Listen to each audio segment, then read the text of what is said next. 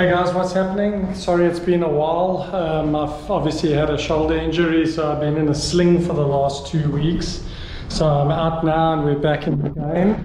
So we've got a 2022 XSR900.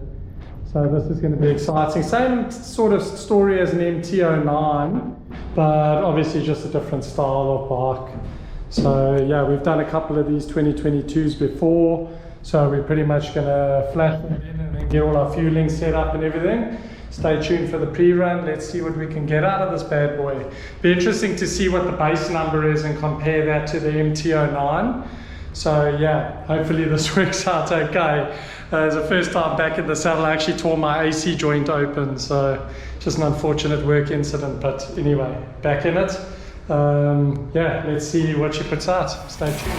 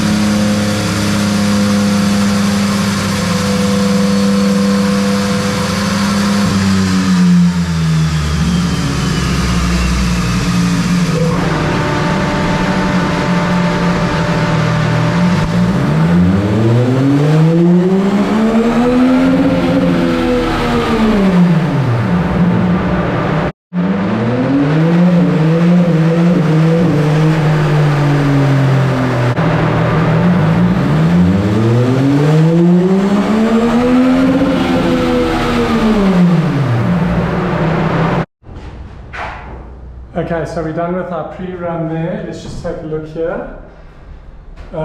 So you can see basically there's a nice little ditch in the map there. The bike is pulling so rich that's running down to like 11.5. So in the mid-range here it's sort of like 12.2, so it's way too lean. So the power specs are 106.5 horsepower and 86 Newton meters on this bike. You can pretty much see the values over there, so let me just try and hold it steady for you. Yeah, it's difficult with this to hold steady, but anyway, I'll put on that steady shot, whatever. So hopefully that works. Anyway, so that's our curve, that's our base run. I've chosen to sample the oxygen through the header pipe. Reason being is if you look under here, there's a massive box. So I just don't know what's going on there. So to get the max out of it, I'm just going to roll a sample from the header because I'm disabling the O2 anyway. But that said, the O2's got to be plugged back in because this has cruise control. So any bike that's got cruise control, you have to put the O2 sensor back. So you just disable it in the software, but you plug it back in. So the exhaust it's got an aquapovic exhaust. So it's just got that resonator box there at the bottom. It is a full system, as you can see the springs. We've got our knock sensor hooked up to the cylinder. Everything else is under the seat, so we're going to start getting this all done, get our map made. One more thing I want to show you on this bike specifically is they have restricted the secondary throttle plate quite a bit. So if I go into the mapping here on secondary throttle plates, you can see there that's the electronic throttle valve. And you can see here, basically it's 100% open, then they shut it down to 80%, so you're losing 25% flow there. You can see here they've closed off this entire place here. So we're going to basically one-to-one the throttle plates.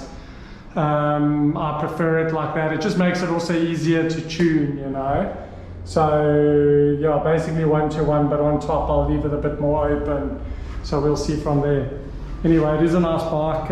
It's just a different look. If you don't like the MT-09 look, then there's the XSR. So just quickly make our map and then we'll get back on it. Okay, so I just want to show you, this is what the throttle maps look like standard, right?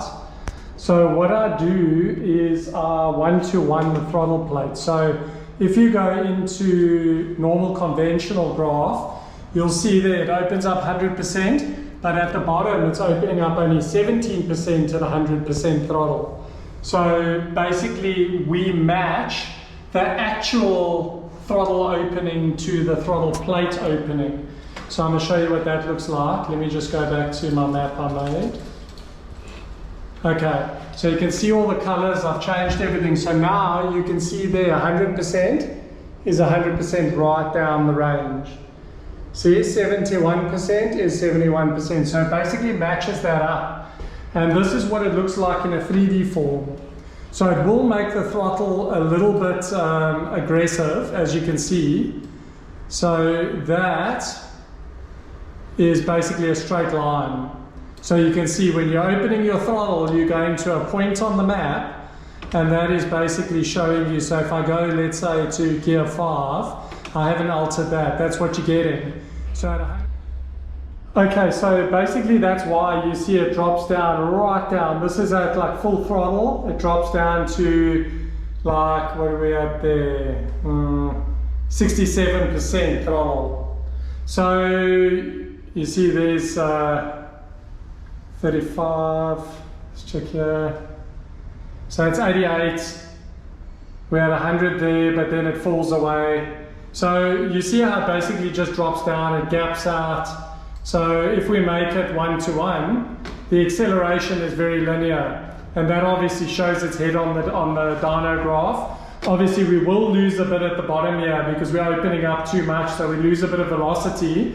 But what I do at the end is I just map that down a bit. So I'll just basically go into 5th gear, dump that down, load the map, do a run, see if we're any benefits of having that down. If not, I'll leave it exactly like it is. Otherwise, if I can gain a bit of bottom end, I'll do that. Leave the top linear, because obviously at high RPMs you want maximum airflow, but at low RPM you want velocity. So it's not about the amount of air going in, it's about how fast that air travels in, because the engine revolutions are not fast enough, you see. So anyway, yeah, that's our thing there. So I'm just going to copy this into all my other maps, but my lowdown maps, I might actually just alter on top and leave the bottom like that, because we know low down we're never going to have enough engine revolutions and engine speed to sustain opening the throttles full, and then you're going to lose velocity, you're going to lose torque. So torque is very important. That's what we aim for, because once you gain torque, you gain a bit of horsepower there. So we don't want to have a doughy bike low down that the client can't ride around town and have some go. So we try and fix that. But obviously all the maps are different, so we just got to play around, see what works for which bikes, all based on the size of the intakes, the throttle body diameter, what sort of injectors. There's so many factors there that we got to just, basically that's why we got to get gauges on, so we can set up the fuel ratios, try different things, see what happens. Not all bikes are the same, so if some guy's just taking ECU and modifying it, then or loading some map or something. If it's been a tune map, then there's something to be gained, but custom maps, you can't beat them.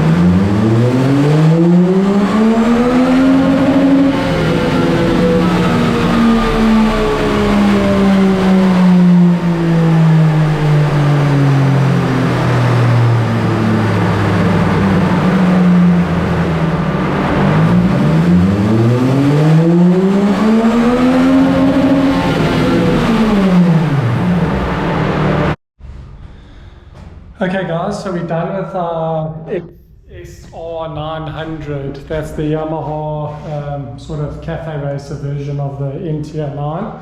Although I will be honest, this one's making some good power, man. I'm pretty impressed. The client apparently cut open the airbox in some places. I don't know what he did, but obviously got some more air in, so that's good because it's making a bit more power than the other ones I've done. They're normally about 113 horsepower after the tune. So basically, that's where we're at. You can see that we've gained quite decent the whole way up the range. So from bottom, see we've gained some horsepower all the way up. Obviously, I focused on torque, so that little bit of, you know, that the horsepower was gained, but not much. I'm happy with that because the torque's the more important for the riding the client wants to do. So you can see it's a decent gain. The blue ones are the before, the red are after. And you can see our air-fuel ratio is nice and consistent right through the rev range, where it was extremely lean on the bottom and extremely rich on the top. We've now gone from 106 horsepower to 115 and 86 Newton meter up to 92. So I'm pretty happy with that. The bike pulls nice now, all the restrictions are out. So I'm quite happy, and I'm pretty sure the client will be as well. So that's our XSR900 Yamaha done and dusted. I hope you enjoyed that. Stay tuned for our next video. I think I got some Ducatis coming in. So yeah, thanks a lot for watching. Appreciate all the support. Stay tuned.